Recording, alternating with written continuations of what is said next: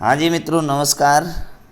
आज अपन बात करेंगे संविधान सभा से संविधान निर्माण से जुड़ी हुई जो प्रश्न सीरीज है।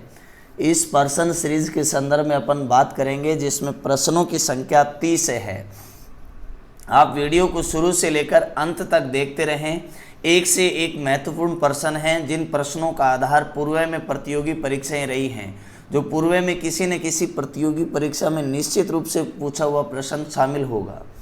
यहाँ पर देखें, अभी तक अगर आपने हमारे चैनल को सब्सक्राइब नहीं किया है तो आप हमारे चैनल को सब्सक्राइब कर दें, बेल आइकन प्रेस करें ताकि आने वाली वीडियो का नोटिफिकेशन आपको समय पर मिल सके। ठीक है, ये जो प्रश्न हैं ये निश्चित रूप से केंद्रीय स्तर की परीक्षाओं में पूछे जाने वाले प्रश्न हैं।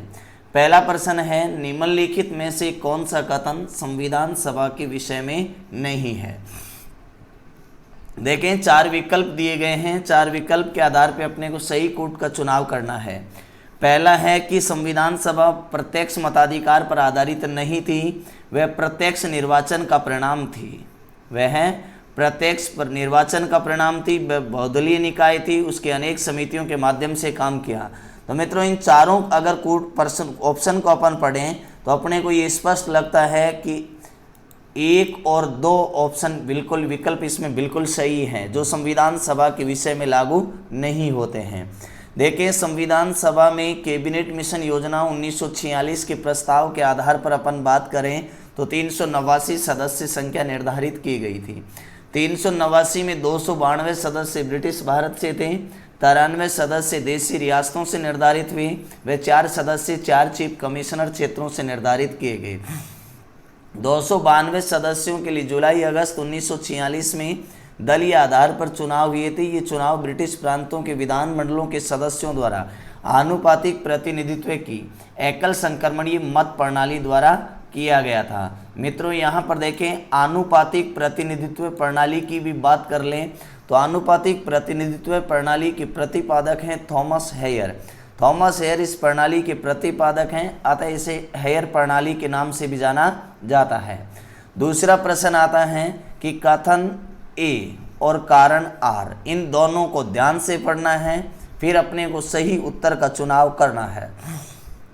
पहला कथन ए कहता है, वेवल योजना के अनुसार कार्यकारी परिषद में हिंदू और मुस्लिम सदस्यों की संख्या समान होती थी। वेवल योजना के अनुसार कार्यकारी परिषद में हिंदू और मुस्लिम सदस्यों की संख्या समान होती थी। जबकि दूसरा विकल्प क्या कहता है, कारण आर कहता है, वेवल का विचार था कि ऐसी व्यवस्था में भारत का बंटवारा बच जाता। ऐसी व्यवस्था में क्या हो जाता, भारत का बंटवारा बच जाता। तो देखें, इसमें कथन और कारण दोनों सही है, ये कथन का सही स्पष्टीकरण है। कथन और कारण दोनों सही हैं और कथन कारण का सही स्पष्टीकरण नहीं है। कथन सही है परंतु कारण बिल्कुल क्या है, गलत है। मित्रों, यहाँ पर देखें, सी ऑप्शन इसमें सही होगा। सी ऑप्शन क्यों होगा, मैं व्याख्या कर दूँ इसकी। तो देखें, वेवल योजना के अनुसार कार्यकारी परिषद में हिंदू और मुस्लिम सदस्यों की संख्या क्या है, समान होती थी। लेकिन वेवल का विचार था कि ऐसी व्यवस्था से भारत का बंटवारा बच सकता था, बिल्कुल भी नहीं था। लॉर्ड वेवल संविधान सभा के गठन के समय भारत के वाइसराय हुआ करते थे, लेकिन फरवरी 1947 में लॉर्ड वेवल के स्थान पर कौन आ गए थे, लॉर्ड वेवल के स्थान पर लॉर्ड माउंटबेटन है। ये लॉर्ड माउंटबेटन भारत आ गए थे। तीसरा प्रश्न आता है, निम्नलिखित में से, तीसरा प्रश्न आता है, निम्नलिखित में से कौन सा एक भारत शासन अधिनियम 1935 में स्वीकार किया हुआ महत्वपूर्ण और स्थायी अवयव नहीं है। देखें, ध्यान से पढ़ें, प्रश्न क्या कह रहा है। प्रश्न कह रहा है, निम्नलिखित में से कौन सा एक भारत शासन अधिनियम 1935 में स्वीकार किया हुआ महत्वपूर्ण और स्थायी अवयव नहीं है। पहला ऑप्शन क्या है, देश में लिखित संविधान। देखें, 1935 के अधिनियम में बिल्कुल लिखित संविधान के अवयव शामिल नहीं थे, तो इसका पहला ही उत्तर हो गया, बाकी तो पढ़ने की आवश्यकता ही नहीं है। व्याख्या क्या कह रही है कि भारत शासन अधिनियम 1935 संवैधानिक प्रस्तावों की श्रृंखला में ये सबसे अंतिम अधिनियम था। इसके अलावा सबसे बड़ा और सबसे जटिल दस्तावेज के रूप में था। इसमें 321 अनुच्छेद, 1935 के अधिनियम की अपन बात करें तो 321 अनुच्छेद, 10 अनुसूचियां और 14 इसमें क्या थे, भाग शामिल थे। ठीक है, और वर्तमान भारतीय संविधान में इस अधिनियम का सबसे ज़्यादा प्रभाव पड़ा है। तो भारतीय संविधान पर सबसे ज़्यादा प्रभाव अगर किसी अधिनियम का पड़ा है तो वह कौन सा है, 1935 का भारत शासन अधिनियम। देखें, चौथा प्रश्न आता है, निम्नलिखित कथनों पर विचार कीजिएगा और कथनों का अध्ययन करने के बाद कौन सा विकल्प सही है वो अपने को चुनना है। देखें, पहला तो अपने को विकल्प क्या है कि भारतीय संविधान सभा ने राष्ट्र ध्वज को 22 जुलाई 1947 को अपनाया। बिल्कुल ये लाइन बिल्कुल मित्रों एकदम सही है कि भारतीय संविधान सभा द्वारा राष्ट्र ध्वज को 22 जुलाई 1947 को अपनाया गया। दूसरा विकल्प है राष्ट्र ध्वज के बीच चक्र में 21 तिलियां, बिल्कुल गलत हैं। राष्ट्र ध्वज के बीच में 21 तिलियां नहीं बल्कि 24 तिलियां हैं। तीसरा है राष्ट्र ध्वज की लंबाई चौड़ाई लंबाई अनुपात 3:4 है, बिल्कुल नहीं, लंबाई चौड़ाई का अनुपात 3:4 है। उपयुक्त में से कौन सा कथन सही है? तो देखें, इन दिए गए विकल्पों में मात्र एक लाइन सही है और वो कौन सी है कि भारतीय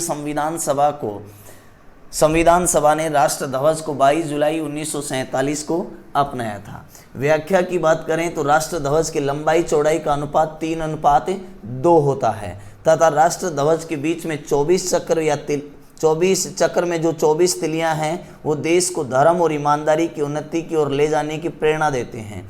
सर्वप्रथम 7 अगस्त 1906 को कलकत्ता के पारसी बागान चौराहे पर हरा, पीला और लाल रंग की आड़ी पट्टी वाले तिरंगे ध्वज को राष्ट्र ध्वज के रूप में फहराया गया था।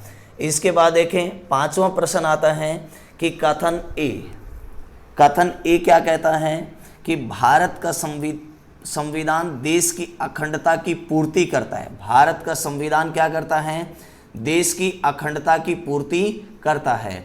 फिर देखें कारण आर क्या कह रहा है। कारण आर कह रहा है कि इनको एक ग्रहित संविधान कहा जाता है। भारतीय संविधान को क्या कहा है? ग्रहित संविधान। तो इसमें देखें ए और आर दोनों सही हैं, आर ए का सही स्पष्टीकरण नहीं है। कथन तो दोनों सही हैं, कथन भी सही हैं और कारण भी सही हैं। कथन क्या है कि भारत का संविधान देश की आवश्यकता की पूर्ति करता है, बिल्कुल सही कथन है। कारण आर भी देखें, ये ग्रहित संविधान कहा जाता है क्योंकि ये जो संविधान है ये अन्य राष्ट्रों के संविधानों की उपज के रूप में देखा जाता है कि अन्य राष्ट्रों के संविधान से इसके स्रोतों को अर्जित किया गया है। छठवां प्रश्न आता है कि स्वतंत्र भारत की संविधान सभा के अध्यक्ष कौन थे। देखें, संविधान सभा के जो अध्यक्ष बनाए गए थे, ये संविधान सभा के अध्यक्ष किसको बनाए गए थे? डॉक्टर राजेंद्र प्रसाद को। 11 दिसंबर 1946 को डॉक्टर राजेंद्र प्रसाद संविधान सभा के स्थायी अध्यक्ष बने थे। तब उन्होंने कहा था, आज मुस्लिम लीग के हमारे भाई हमारे बीच मौजूद नहीं हैं, उनकी अनुपस्थिति में हमारा उत्तरदायित्व और बढ़ गया हूँ। मैं आशा करता हूँ कि वो जल्दी ही हमारे बीच उपस्थित होंगे। सातवां प्रश्न आता है भारत के लिए, सातवां प्रश्न है भारत के लिए संविधान की रचना संविधान सभा के विचार निम्नलिखित में से सर्वप्रथम प्रस्तुत किया। भारत के लिए संविधान की रचना हेतु संविधान सभा का विचार सबसे पहले की अपन बात करें तो किसने प्रस्तुत किया था? सबसे पहले विचार प्रस्तुत किया स्वराज पार्टी द्वारा 1924 में। देखें, स्वराज दल की अपन बात करें तो स्वराज दल की स्थापना 1 जनवरी 1923 को चित्तरंजन दास व मोतीलाल नेहरू ने इलाहाबाद में की थी और इस स्वराज दल द्वारा संविधान की मांग 1924 में की गई थी। भारत में सबसे पहले संविधान की मांग है यह 1895 में बाल गंगाधर तिलक द्वारा स्वराज विधेयक में की गई थी। फिर देखिए मित्रों, 8वां प्रश्न आता है कि भारतीय संविधान सभा की स्थापना की गई थी। तो भारतीय संविधान सभा की जो स्थापना की गई थी, ये संविधान सभा की स्थापना 9 दिसंबर 1946 को की गई थी। देखें, संविधान सभा का गठन है ये कैबिनेट मिशन योजना के प्रस्ताव पर हुआ था और संविधान सभा की पहली बैठक 9 दिसंबर 1946 को वर्तमान संसद भवन के केंद्रीय कक्ष में हुई, जहां पर फ्रांस की तर्ज पर सबसे वरिष्ठ सदस्य सच्चिदानंद सिन्हा को संविधान सभा का अस्थायी अध्यक्ष बनाया गया था। फिर देखिए 9वां प्रश्न आता है कि निम्नलिखित भारतीय संविधान बनाने हेतु संविधान सभा के कुल अधिवेशन कितने हुए थे। देखिए संविधान सभा के कुल अधिवेशनों की अपन बात करें तो वैसे तो संविधान सभा के कुल कितने अधिवेशन हुए थे, 12 अधिवेशन हुए थे। कितने? 12 अधिवेशन हुए थे संविधान सभा के। अब 12 अधिवेशनों की अपन बात करें तो देखें संविधान सभा का प्रथम अधिवेशन 9 दिसंबर 1946 को शुरू हुआ, 23 दिसंबर 1946 तक चला, जबकि अंतिम अधिवेशन 24 जनवरी 1950 को हुआ। मित्रों एक चीज ध्यान रखें, गांधी जी की मृत्यु के बाद कांग्रेस का 7वां अधिवेशन होता है 4 नवंबर 1948 से 8 जनवरी 1949 तक, और इस 7वें अधिवेशन में ही महात्मा गांधी को श्रद्धांजलि दी गई थी। फिर देखिए 10वां प्रश्न आता है कि संविधान सभा में वयस्क मताधिकार को 15 वर्ष के लिए स्थगित करने की बात किसने कही थी। संविधान सभा में वयस्क मताधिकार को 15 वर्ष के लिए स्थगित करने की बात किसने कही थी। तो देखिए मित्रों उत्तर होगा मौलाना कलाम आज़ाद। कौन होगा? मौलाना कलाम आज़ाद। सार्वभौमिक वयस्क मताधिकार एकमात्र ऐसा उपबंध था जो बिना किसी वाद विवाद के संविधान सभा द्वारा स्वीकार कर लिया गया। सार्वभौमिक वयस्क मताधिकार का उल्लेख अनुच्छेद 326 में किया गया है। मूल रूप से सार्वभौमिक वयस्क मताधिकार की आयु 21 वर्ष निर्धारित थी, लेकिन राजीव गांधी सरकार ने 61वें संविधान संशोधन 1989 के द्वारा 21 से घटाकर कितने वर्ष कर दी गई? 18 वर्ष कर दी गई। फिर देखें 11वां प्रश्न आता है कि निम्नलिखित में से संविधान की सभा की संघ संविधान समिति के अध्यक्ष कौन थे। देखिएगा मित्रों, जिस समिति के नाम से पहले अपने को संघ शब्द मिल जाए उस समिति का अध्यक्ष कौन होगा? पंडित जवाहरलाल नेहरू। कौन होगा? पंडित जवाहरलाल नेहरू। चाहे वह संघ संविधान समिति हो, चाहे वह संघ शक्ति समिति हो, चाहे वह संघ राज्य समिति हो, इन समस्त समितियों के अध्यक्ष पंडित जवाहरलाल नेहरू थे। देखिए 12वां प्रश्न आता है कि सूची 1 को सूची 2 में सम्मिलित करना है। एक तरफ समिति है तो दूसरी तरफ समिति के क्या दिए हुए हैं? अध्यक्ष दिए हुए हैं। देखिएगा पहला है संचालन समिति। संचालन समिति के जो अध्यक्ष थे, ये संचालन समिति के अध्यक्ष कौन थे? संचालन समिति के अध्यक्ष थे पटाभी सीताराम रमैया। दूसरा है प्रारूप समिति। देखिए प्रारूप समिति के अध्यक्ष कौन थे? प्रारूप समिति के अध्यक्ष थे भीमराव अंबेडकर। प्रारूप समिति के अध्यक्ष कौन थे? भीमराव अंबेडकर। फिर आता है सदन समिति, और सदन समिति के अध्यक्ष कौन थे? सदन समिति डॉक्टर राजेंद्र प्रसाद। फिर आता है परामर्श समिति। परामर्श समिति का आता है सरदार वल्लभ भाई पटेल। मित्रों इसमें जो उत्तर होगा, ये उत्तर तो बी होगा, लेकिन इसमें थोड़ा सा मिस्टेक है। देखें इसमें जो बी ऑप्शन है, इस बी ऑप्शन में क्या है? प्रारूप समिति। और प्रारूप समिति का जो अध्यक्ष है, ये प्रारूप समिति का अध्यक्ष कौन था? प्रारूप समिति का अध्यक्ष था भीमराव अंबेडकर। ठीक है। इसके बाद देखें प्रारूप समिति की 2 उप समितियां थी। एक तो मौलिक अधिकारों पर उप समिति बनी हुई थी जिसके अध्यक्ष हुआ करते थे JB कृपलानी, और दूसरी अल्पसंख्यक के अधिकारों पर उप समिति थी जिसके अध्यक्ष हुआ करते थे HC मुखर्जी। फिर देखें अगला प्रश्न आता है 13वां प्रश्न। 13वां प्रश्न आता है 1935 के अधिनियम के तहत कराए गए विधानमंडलों के चुनाव में किस प्रांत में कांग्रेस को पूर्ण बहुमत नहीं मिला। तो यहाँ पर देखिएगा इसका उत्तर होगा बंगाल प्रांत। बंगाल प्रांत में कांग्रेस को पूर्ण बहुमत नहीं मिला। 1935 के अधिनियम के तहत फरवरी 1937 में देश के 11 प्रांतों में प्रांतीय विधानमंडलों के चुनाव कराए गए, जिनमें कांग्रेस को 6 प्रांतों में पूर्ण बहुमत मिला। ये 6 प्रांत कौन कौन से थे? मद्रास, बिहार, उड़ीसा, मध्य प्रांत, संयुक्त प्रांत और मुंबई। पश्चिमोत्तर सीमा प्रांत व असम में कांग्रेस की मिलीजुली सरकार बनी थी, अर्थात पूर्ण बहुमत नहीं था। जबकि बंगाल की बात करें तो बंगाल प्रांत में भी पूर्ण बहुमत नहीं था। 14वां प्रश्न आता है, भारतीय संविधान को संविधान सभा द्वारा अंगीकृत, अधिनियमित और आत्मार्पित कब किया गया? देखें 26 नवंबर 1949 को भारतीय संविधान सभा द्वारा संविधान को अंगीकृत, अधिनियमित और आत्मार्पित किया गया। अर्थात अंतिम रूप से जो पारित किया गया था ये 26 नवंबर 1949 को किया गया था। प्रतिवर्ष 26 नवंबर को कौन सा दिवस मनाते हैं? प्रतिवर्ष 26 नवंबर को अपन विधि दिवस मनाते हैं। फिर देखिए 15वां प्रश्न आता है कि भारतीय संविधान में केंद्र और राज्यों के बीच किया गए शक्तियों का विभाजन इनमें से किसमें उल्लेखित योजना पर आधारित है? संविधान सभा में केंद्र और राज्यों के बीच किया गया शक्तियों का विभाजन इनमें से किसमें उल्लेखित योजना पर आधारित है? तो देखें 1935 के अधिनियम की बात करें तो 1935 के अधिनियम में प्रांतों में शक्तियों का बाकायदा विभाजन किया गया था।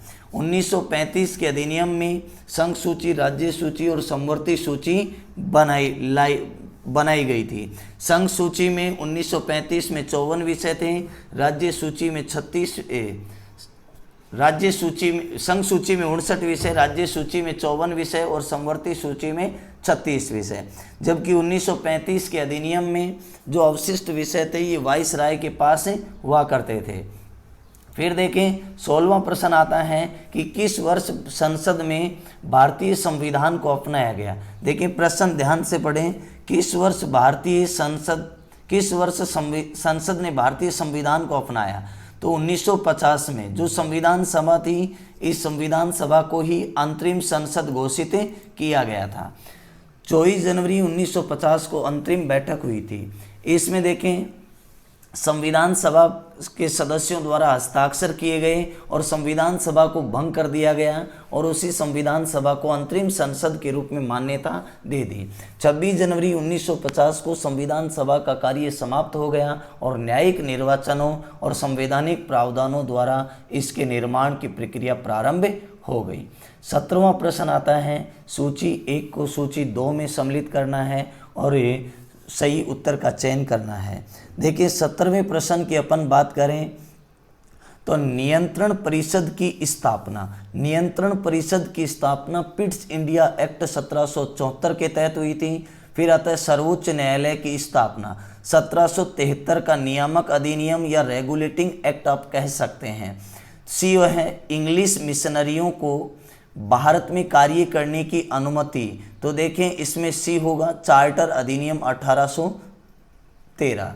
गवर्नर जनरल की परिषद में कानूनी सदस्यों की नियुक्ति चार्टर अधिनियम 1833। तो कुल मिलाकर अपन कह सकते हैं कि बी ऑप्शन बिल्कुल इसमें एकदम सही रहता है। ठीक है, बी ऑप्शन एकदम सही रहता है इसमें।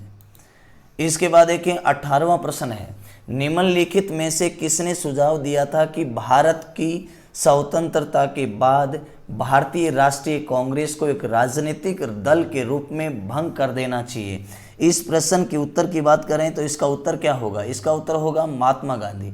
मित्रों, आज़ादी के बाद महात्मा गांधी चाहते थे कि कांग्रेस को समाप्त कर दिया जाए क्योंकि कांग्रेस का उद्देश्य जो है ये पूरा हो गया। 16 अगस्त 1946 को मुस्लिम लीग ने बंगाल में सीधी कार्यवाही दिवस मनाया था, जिसके फलस्वरूप बंगाल के नोआखली गांव में दंगे हुए थे।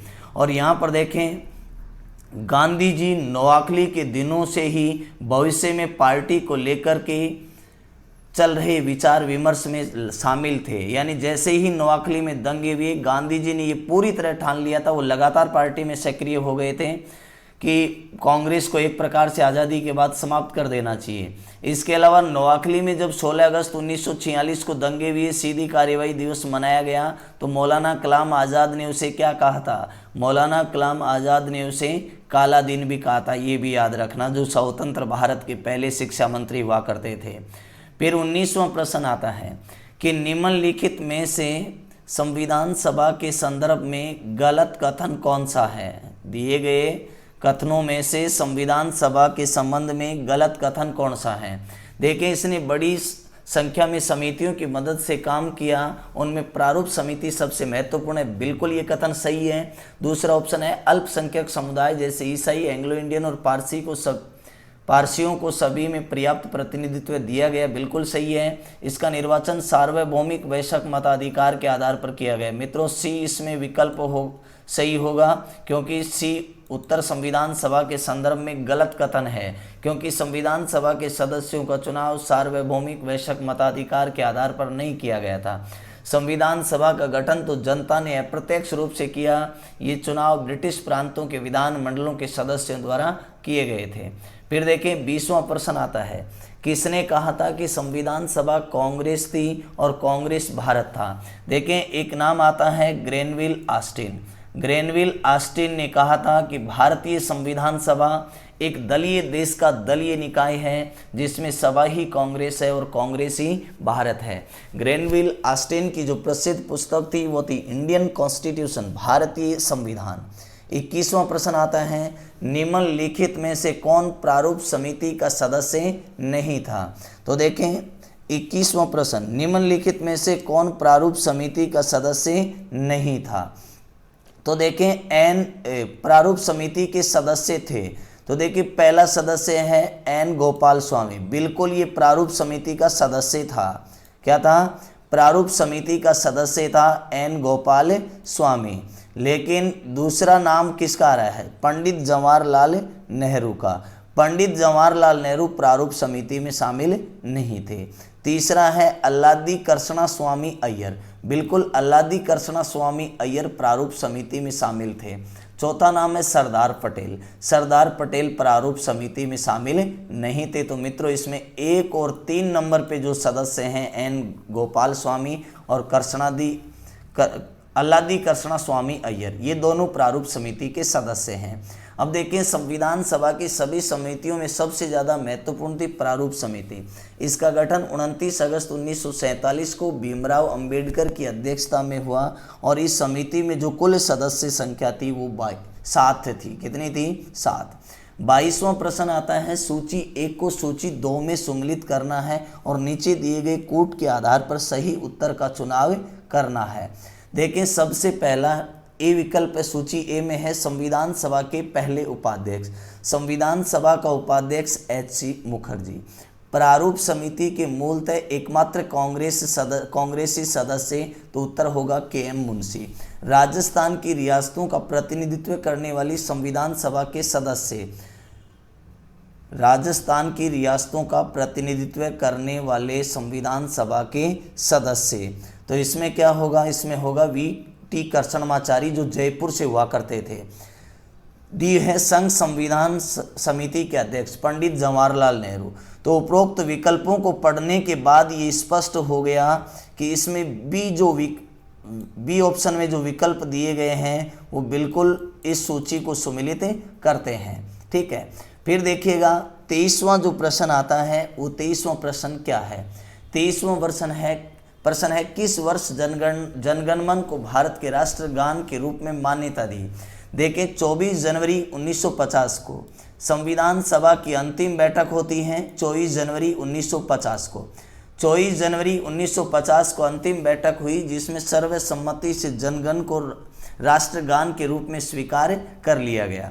जनगणमन की अपन बात करें तो जनगणमन की रचना रविंद्रनाथ टैगोर ने अपनी काव्य कृति गीतांजलि में की और इस गीतांजलि के लिए इन्हें 1913 में साहित्य का नोबेल पुरस्कार मिला। दूसरी चीज़ याद रखें, भारत के राष्ट्रगान के साथ साथ बांग्लादेश की राष्ट्रगान आमार सोनार बांग्ला की रचना भी किसने की थी? रविंद्रनाथ टैगोर ने की थी। 24वां प्रश्न आता है, भारतीय संविधान की आधारभूत संरचना के सिद्धांत का तात्पर्य है। देखिए भारतीय संविधान की आधारभूत संरचना का क्या तात्पर्य है? पहला है कि संविधान के कुछ लक्षण ऐसे हैं जिनका निराकरण नहीं किया जा सकता। बिल्कुल यही है इस का कि भारतीय संविधान के कुछ तत्व ऐसे हैं जिनका निराकरण नहीं किया जा सकता, अर्थात आधारभूत संरचना वो संरचना है जिसमें संसद किसी भी प्रकार का बदलाव नहीं कर सकती। फिर मित्रों 25वां प्रश्न आता है कि निम्नलिखित कथनों पर विचार कीजिएगा और नीचे दिए गए कूट के आधार पर सही उत्तर का चयन करें। 1935 के अधिनियम की कुछ विशेषताएं दी गई हैं और उन विशेषताओं के आधार पर सही विकल्प का चुनाव करना है। पहला है गवर्नर प्रांतों में द्वैध शासन समाप्ति, बिल्कुल सही है। प्रांतों में द्वैध शासन 1935 में आया और 1919 में आया और 1935 में क्या हो गया, समाप्त हो गया। गवर्नरों को विधायी कार्यों में निषेधाधिकार यानी वीटो की शक्ति तथा स्वयं को विधि बनाने की शक्ति दी गई, बिल्कुल सही है। इसके अलावा तीसरा जो विकल्प है वो है सांप्रदायिक प्रतिनिधित्व के नियम की समाप्ति, बिल्कुल। इसमें तीनों कथन जो हैं ये तीनों कथन 1935 के अधिनियम की विशेषताओं को प्रदर्शित करते हैं। प्रांतों में द्वैध शासन 1919 में आया था, जबकि 1935 में प्रांतों में इसे क्या कर दिया, समाप्त कर दिया और केंद्र में इसे शुरू कर दिया था। 26वां प्रश्न है निम्नलिखित कथनों पर विचार कीजिएगा और सोचें कि कौन सा कथन सही है, यानी निम्नलिखित में से कौन सा एक सही है। देखिए पहला है वर्ष 1946 में प्रांतीय सभाओं द्वारा भारत की संविधान सभा को चुना गया, बिल्कुल पहला ही कथन सही है। दूसरा क्या, जवाहरलाल मोहम्मद सदस्य थे। देखें ये तो पहला कथन बिल्कुल इसमें सही आता है। 26 जनवरी 1950 को संविधान लागू हुआ, जबकि संविधान सभा द्वारा 26 नवंबर 1949 को ही संविधान पारित कर दिया गया था।